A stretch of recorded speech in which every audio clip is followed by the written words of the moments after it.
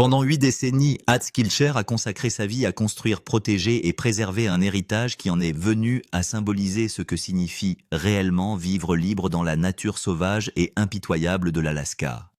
Son nom est devenu inséparable de la terre elle-même, de l'idée qu'une famille, à force de volonté et de sacrifice, pouvait se tailler une vie indépendante, hors de portée de la dépendance moderne.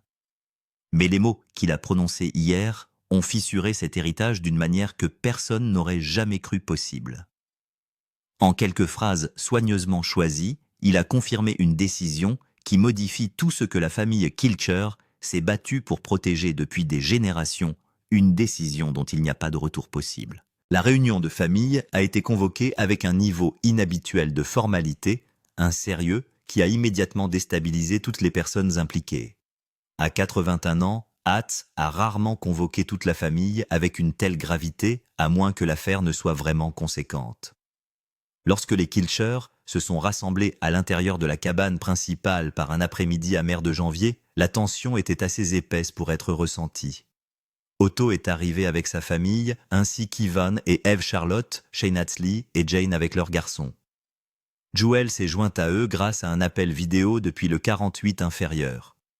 3 générations étaient assises ensemble sous un même toit sans savoir la raison pour laquelle elles avaient été convoquées, mais instinctivement conscientes que ce qui allait se passer les changerait. Hatz se tenait devant eux, son visage usé par les intempéries, gravé par toutes les années de la dure vie en Alaska, sa posture dégageant l'autorité tranquille d'un homme qui a survécu là où la plupart auraient échoué. Le silence s'étira bien plus longtemps que prévu, devenant plus pesant à chaque seconde qui passait. Lorsqu'il parla enfin, sa voix n'avait pas la force familière qu'ils avaient connue toute leur vie. Les mots venaient lentement, délibérément, comme si chacun avait un poids physique. Il comprenait parfaitement que ce qu'il allait dire allait briser des cœurs, y compris le sien. Le homestead, a-t-il dit, allait être vendu. Pas immédiatement, et pas de manière irréfléchie, mais dans les 2 années à venir. Les 600 acres, qui étaient la terre des Kilcher depuis 1940, allaient passer dans de nouvelles mains. Le rêve commençait par Ewell et Ruth Kilcher, poursuivis par leurs enfants à travers des épreuves inimaginables et transformé en un symbole de vie autonome, admiré par des millions de personnes, touchait à sa fin. La réaction a été instantanée et écrasante. Le choc a balayé la salle, cédant rapidement la place à l'incrédulité, puis à la colère, et enfin à un chagrin profond et douloureux que des décennies de dureté de la frontière n'ont pas pu contenir. Les voix se chevauchent et les questions fusent. Pourquoi a-t-il fait cela?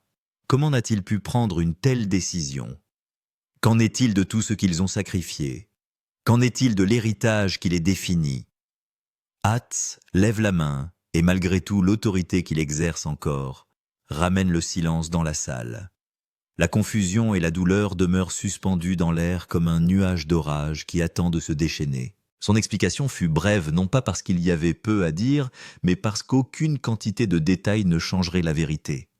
Il était trop vieux pour entretenir la terre. Sa santé déclinait d'une manière qu'il ne pouvait plus ignorer ou surmonter avec une détermination obstinée. Les exigences physiques de la vie de la ferme dépassaient maintenant ce que son corps pouvait donner, et regarder la propriété se détériorer lentement, parce qu'il ne pouvait pas suivre, était devenu un tourment pire que de la laisser partir. La génération suivante, malgré son dévouement et son amour pour la terre, était poussée au-delà de ses limites, conciliant ses propres familles et responsabilités avec le travail acharné que la ferme exigeait.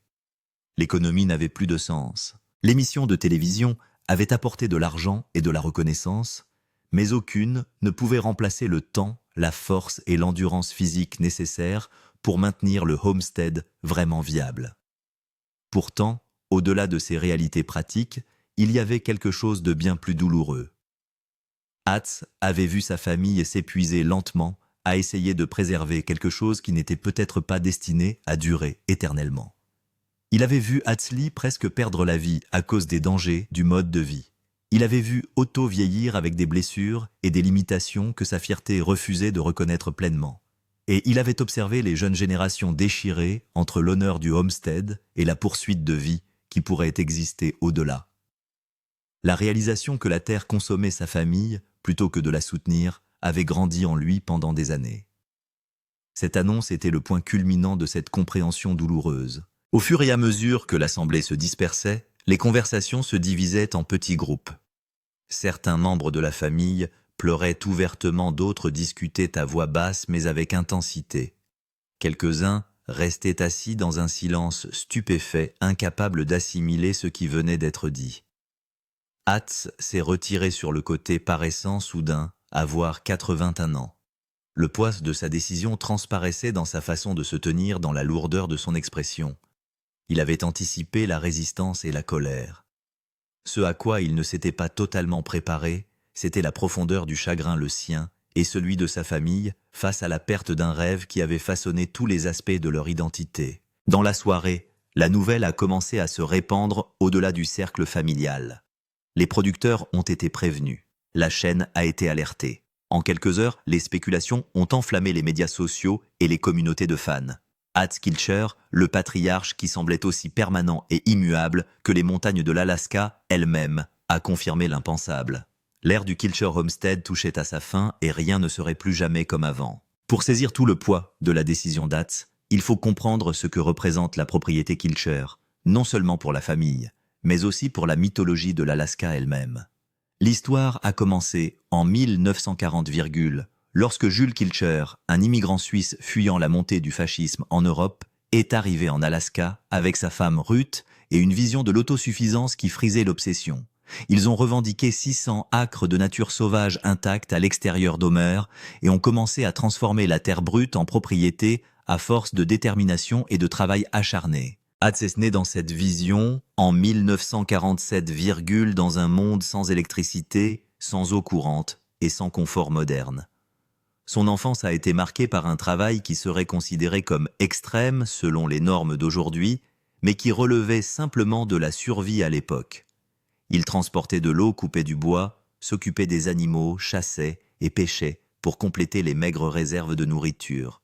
Chaque jour était une épreuve d'endurance. Chaque saison comportait la menace d'un échec, et l'échec signifiait la faim ou le gel dans un environnement sans pitié. Au moment de la première d'Alaska, de Last Frontier, Hatz avait déjà la soixantaine, un homme qui avait vécu toute sa vie dans une relative obscurité, soudainement propulsé dans l'œil du public.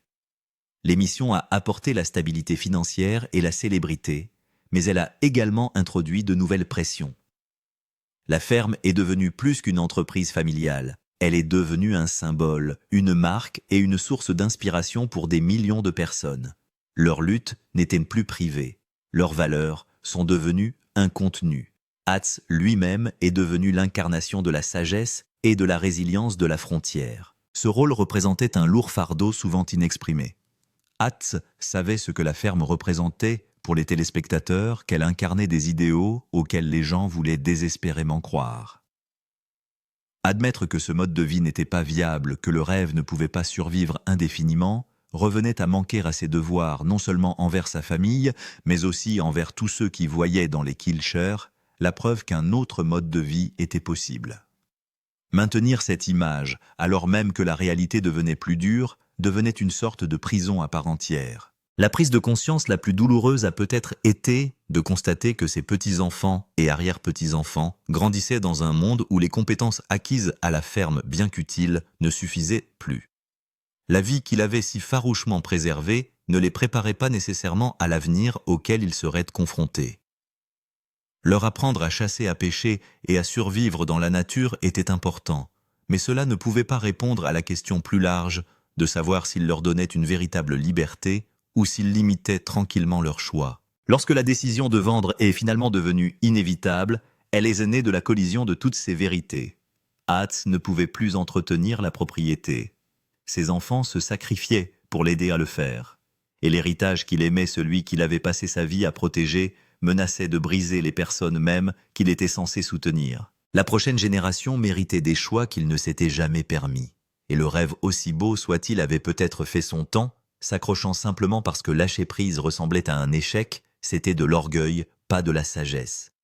Et Hatz, malgré toute sa dureté de pionnier, avait finalement accumulé assez de sagesse pour reconnaître la différence. La dernière conversation qui a poussé Hatz à prendre sa décision s'est déroulée 3 mois avant l'annonce un soir de novembre. alors que l'obscurité précoce et le froid glacial donnaient à la ferme un sentiment d'isolement et d'impitoyabilité. Bonnie, sa femme, depuis plus de 20 ans, l'a trouvé dans la grange, en train d'essayer de réparer un équipement qu'il n'avait plus la force de manœuvrer correctement. Sa frustration était palpable, la colère contre ses propres limites se traduisant par des jets d'outils et des déclarations maudites sur le fait que son corps le trahissait. L'analyse financière a ajouté une nouvelle couche de réalité brutale à la situation d'Hatz. La propriété, malgré sa valeur symbolique et sa signification émotionnelle, était un cauchemar économique. Les impôts fonciers, à eux seuls, nécessitaient un revenu annuel substantiel. Les coûts d'entretien des bâtiments, de l'équipement et de l'infrastructure étaient constants et croissants.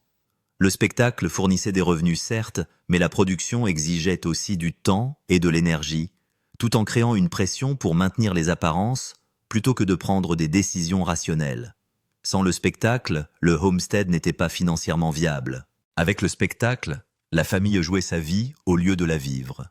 La conversation avec Otto, son frère et cohéritier de l'héritage Kilcher, a révélé des fractures qui s'élargissaient silencieusement depuis des années.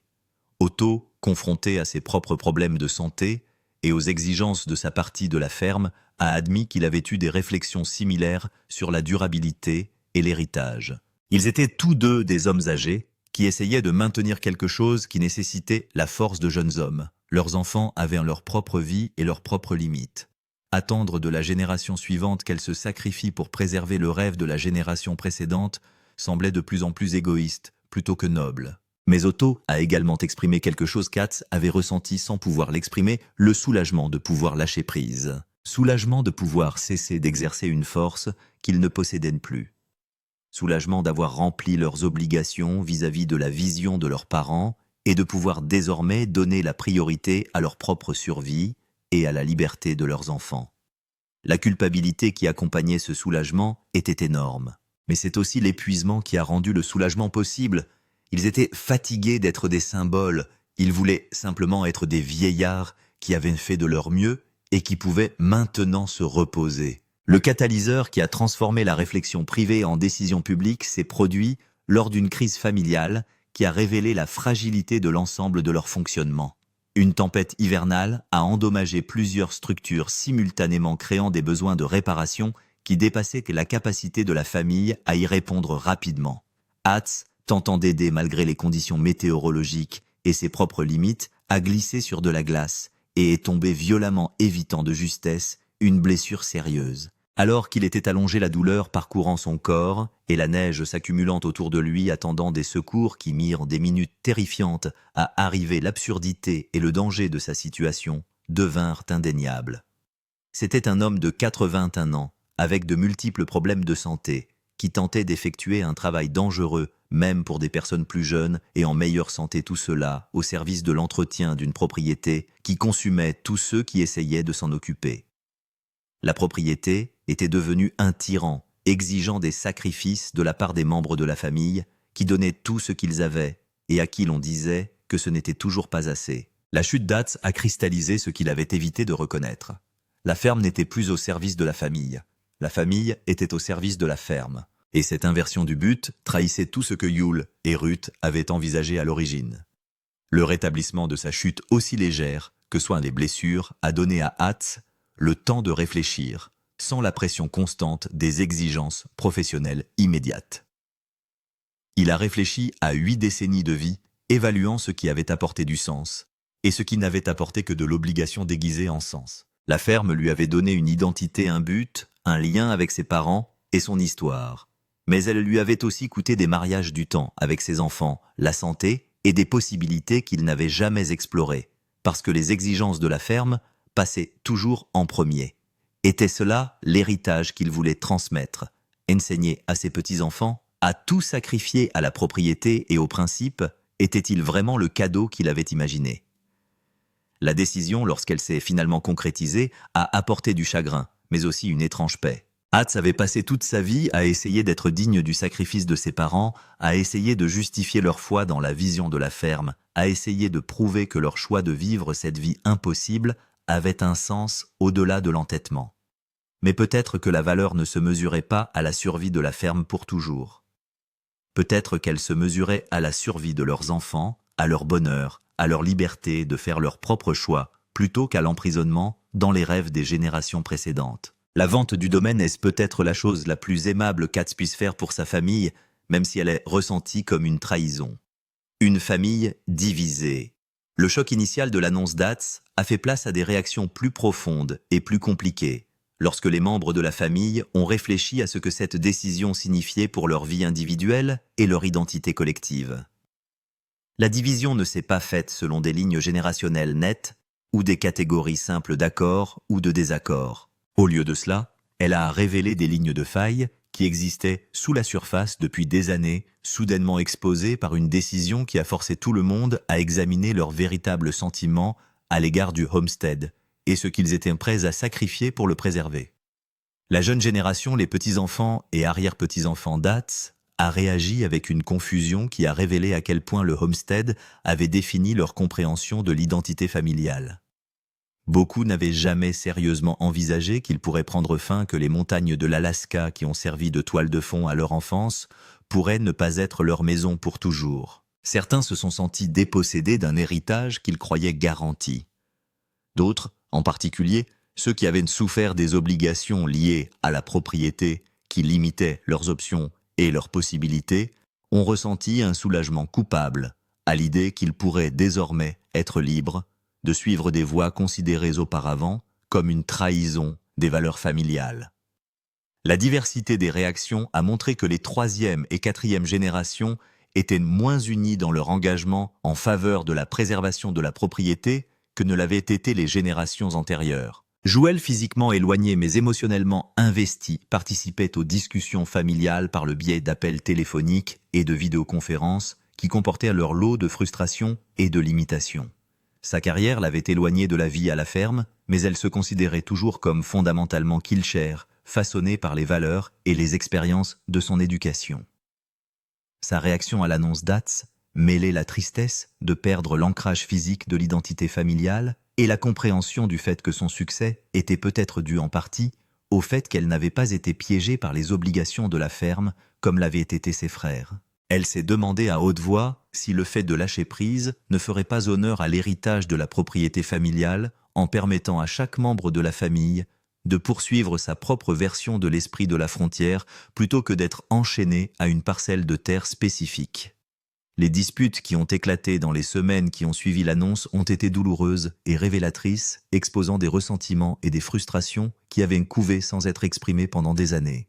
Certains ont accusé Hatz de renoncer de trahir tout ce que leurs grands-parents avaient construit, de choisir le confort plutôt que les principes dans sa vieillesse. D'autres ont défendu la décision comme une reconnaissance tardive de la réalité, soulignant que le fait de romancer la souffrance ne la rendait pas noble.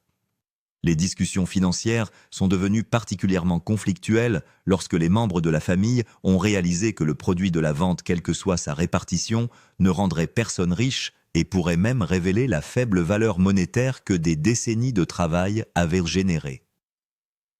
La question de savoir ce qu'il adviendrait des membres de la famille qui vivent actuellement sur les ressources de la propriété familiale et qui en dépendent a créé des crises pratiques que les discussions abstraites sur l'héritage ne pouvaient pas aborder. Comment subviendraient-ils à leurs besoins si le homestead n'était plus leur occupation? Qu'est-il advenu des compétences et des connaissances qui n'avaient de valeur que dans le contexte du homestead? Ces préoccupations pratiques se sont entrecroisées avec la dévastation émotionnelle, faisant de chaque conversation un champ de mine où la logistique et le chagrin s'entrechoquaient d'une manière qui laissait tout le monde à vif et épuisé. La nouvelle de la vente imminente du homestead s'est répandue au-delà de la famille à une vitesse que les Kilchers n'avaient pas anticipée. Bien qu'ils aient compris que leur vie n'était plus entièrement privée dans les heures qui ont suivi la fuite initiale, les plateformes de médias sociaux ont explosé avec des réactions allant du cœur brisées à la colère, en passant par le scepticisme. Les fans qui avaient investi des années dans le voyage de la famille se sont sentis personnellement trahis comme si une promesse avait été rompue ou qu'un fantasme sur lequel ils comptaient s'était révélé insoutenable. Les sections de commentaires sont devenues des champs de bataille où les téléspectateurs se sont disputés sur la signification de la décision et sur le fait de savoir si les Kilchers avaient en quelque sorte échoué ou s'ils étaient finalement devenus réels.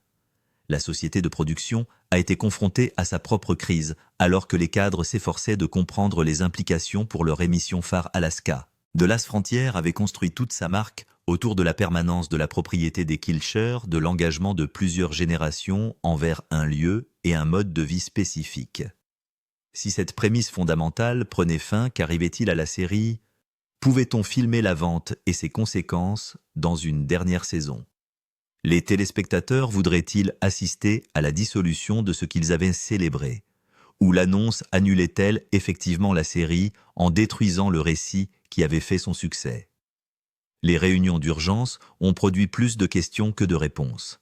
Les dirigeants de la chaîne étant divisés entre ceux qui voyaient l'opportunité d'un chapitre final dramatique et ceux qui voulaient éloigner la chaîne de ce qui ressemblait à un échec. Les professionnels de la santé mentale et les conseillers en relations qui avaient suivi le récit de la série ont commencé à écrire des articles sur ce que la situation des Kilcher révélait sur la dynamique familiale, la pression de l'héritage et le coût de la préservation des apparences. La volonté de la famille de mettre fin à son exploitation plutôt que de continuer à se détruire est devenue une étude de cas sur l'établissement de limites saines et l'importance de se libérer d'obligations qui ne servent plus. Les groupes de soutien pour les enfants adultes qui luttent contre les attentes des parents ont trouvé dans la décision d'Atz un exemple de sagesse des aînés qui choisissent le bien-être des enfants plutôt que les valeurs traditionnelles. Les Kilchers n'avaient probablement pas prévu de devenir un sujet de thérapie, mais leur lutte très publique a permis à d'innombrables personnes d'examiner leur propre fardeau hérité. La communauté environnementale s'est engagée dans des discussions complexes sur ce que la vente des homesteads signifiait pour la conservation des terres et la relation des indigènes au territoire. Certains environnementalistes avaient toujours été sceptiques à l'égard de la culture des homesteads, qu'ils considéraient comme une exploitation déguisée en autonomie. D'autres avaient apprécié l'empreinte relativement légère des Kilchers et leur éthique de l'intendance. La question de savoir qui a acheté la propriété et ce qu'il en a fait aurait des implications environnementales qui dépasseraient l'histoire d'une seule famille.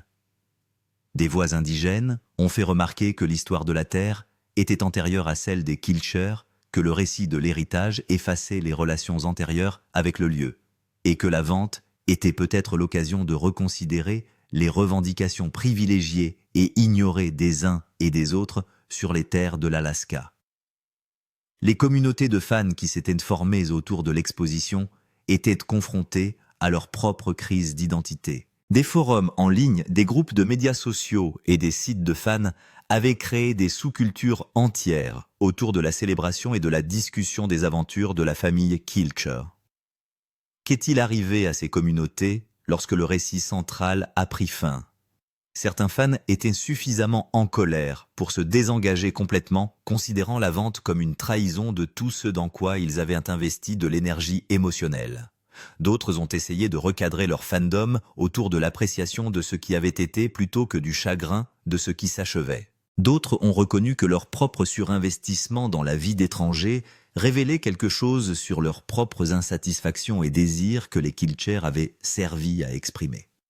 Les effets d'entraînement ont continué à se propager dans des directions que la famille n'aurait pas pu prévoir, touchant des aspects de la culture et du commerce qui semblaient n'avoir qu'un rapport indirect avec la décision d'une famille concernant sa propriété.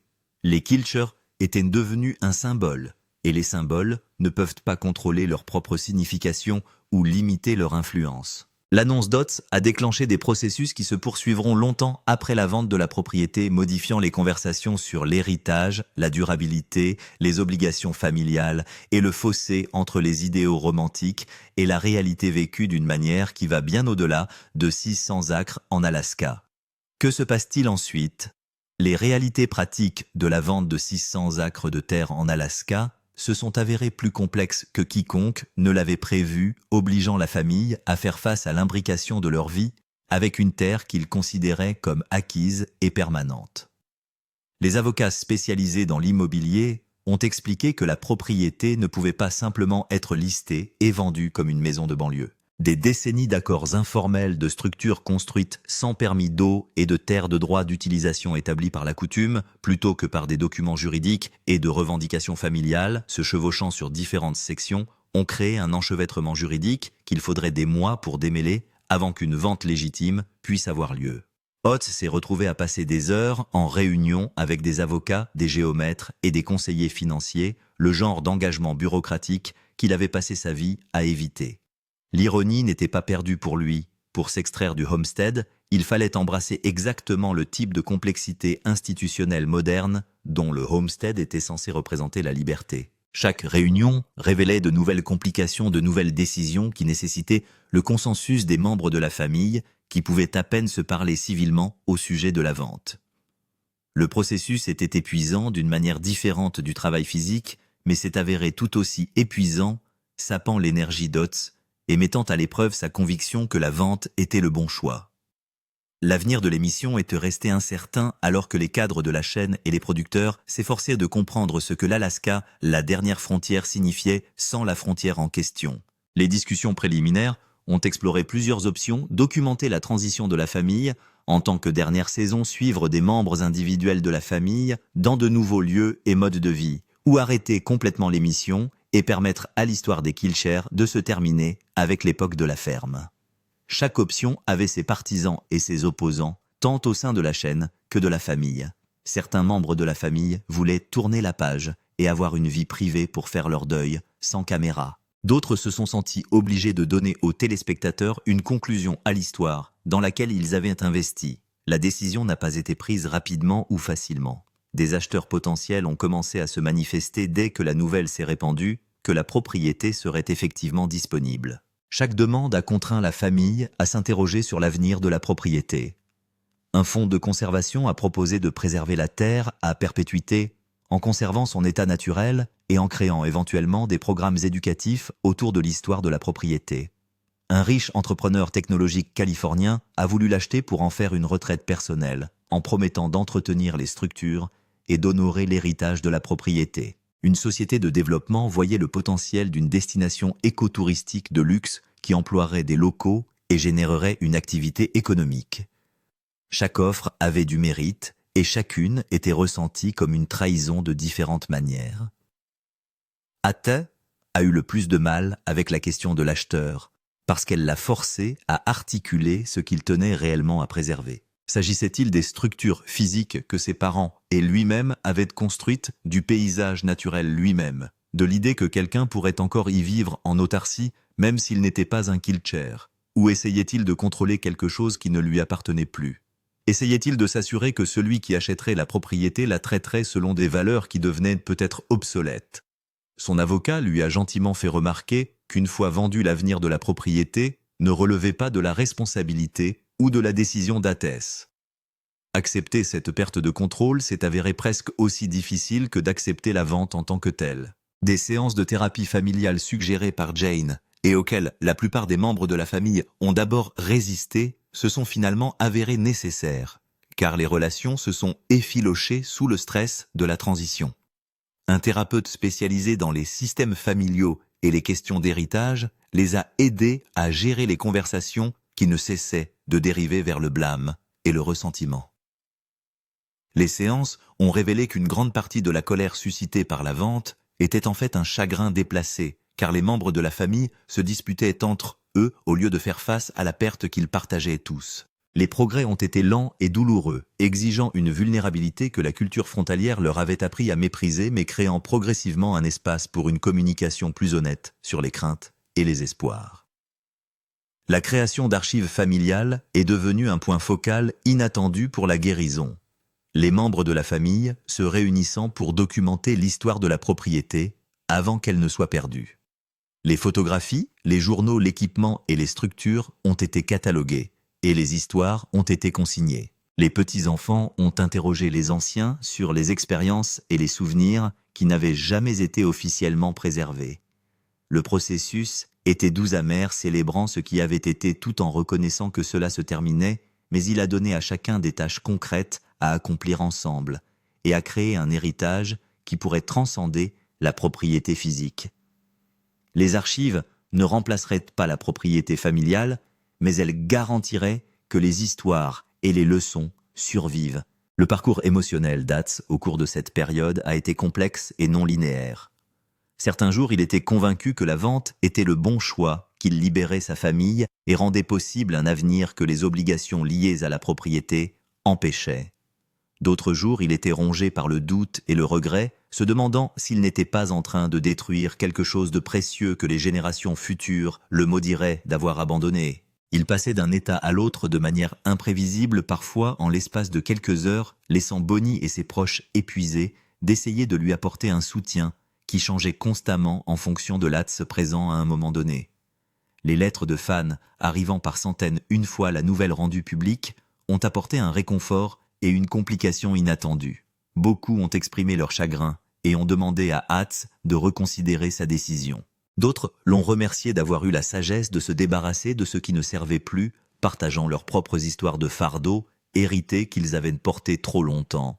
Certains l'ont accusé d'avoir abandonné et trahi les valeurs qu'il avait prétendu représenter.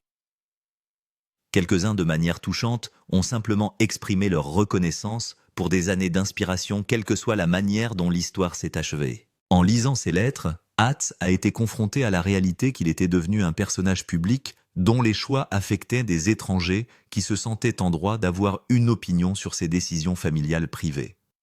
Le calendrier de la vente proprement dite n'a cessé de s'allonger à mesure que les complications se multipliaient et que le consensus familial se révélait insaisissable. Ce qu'ATS espérait initialement conclure dans un délai d'1 an ressemblait davantage à 2 ou 3 ans au minimum. Certains membres de la famille ont vu dans les retards l'occasion de reconsidérer entièrement la décision d'explorer des alternatives qui pourraient permettre une certaine version du maintien de la propriété. D'autres ont considéré que les retards prolongeaient l'inévitable et rendaient les choses plus difficiles. ATS lui-même s'est senti suspendu dans les limbes, incapable de s'engager pleinement dans la vie qu'il quittait ou dans l'avenir vers lequel il se dirigeait, piégé dans une transition inconfortable qui n'offrait aucune des certitudes qu'il désirait ardemment. Alors que la première année, suivant son annonce, touche à sa fin, ATS se tient sur les terres de la propriété par une froide soirée et tente de les voir comme de futurs acheteurs pourraient le faire comme une propriété et une opportunité, plutôt que comme un foyer et une identité. Il n'y parvient pas. Chaque pierre et chaque arbre recèlent des souvenirs, chaque structure incarne le travail et le sacrifice. Chaque point de vue est lié à des moments qui l'ont façonné. La terre lui survivrait à lui et à sa famille, serait quelque chose d'autre, pour quelqu'un d'autre, continuerait d'être l'Alaska longtemps après que les Kilcher auraient cessé d'en être les intendants. Cette connaissance aurait dû être réconfortante, suggérant que la terre elle-même était ce qui importait plutôt que ceux qui la revendiquaient. Au lieu de cela, il avait l'impression de s'entendre dire que sa vie entière n'avait été qu'une note de bas de page dans une histoire bien plus vaste et bien plus longue que sa propre compréhension. Mais il devait aussi admettre qu'une certaine légèreté commençait à émerger sous le chagrin, le sentiment qu'il avait peut-être porté le poids assez longtemps pour que d'autres épaules puissent le supporter maintenant, ou que le poids puisse être entièrement déposé sans que le ciel ne s'écroule. Ses parents avaient créé quelque chose de remarquable, et ils l'avaient préservé bien plus longtemps qu'il n'était probablement possible ou sain. Cette réussite n'était pas annulée par le choix de s'en libérer enfin. Il avait vécu avec intégrité selon sa compréhension, avait donné tout ce qu'il avait à donner, et laissait maintenant la place à ses enfants et petits-enfants pour qu'ils écrivent leur propre histoire plutôt que d'être des figurants dans la sienne. Peut-être était-ce là son propre type d'héritage différent de ce qu'il avait imaginé, mais néanmoins précieux. L'avenir restait incertain parce que le présent se déroulait encore, les décisions se prenaient encore les fins et les débuts prenaient encore forme. Ce qui était clair, c'est que la propriété des Kilcher allait être vendue. Personne ne savait ce qu'il adviendrait ensuite de la propriété de la famille et d'ATS lui-même. Mais l'important était peut-être de ne pas savoir quel cadeau il offrait à la génération suivante en la libérant de l'obligation de préserver son rêve. La liberté est synonyme d'incertitude, de possibilité d'un avenir qui n'est pas prédéterminé par le passé, et pour une famille qui s'est définie par l'adhésion à une vision pendant 8 décennies, ce type de liberté est à la fois terrifiant et exaltant. La voie à suivre est inconnue, mais au moins c'est à eux de la choisir, plutôt que d'en hériter.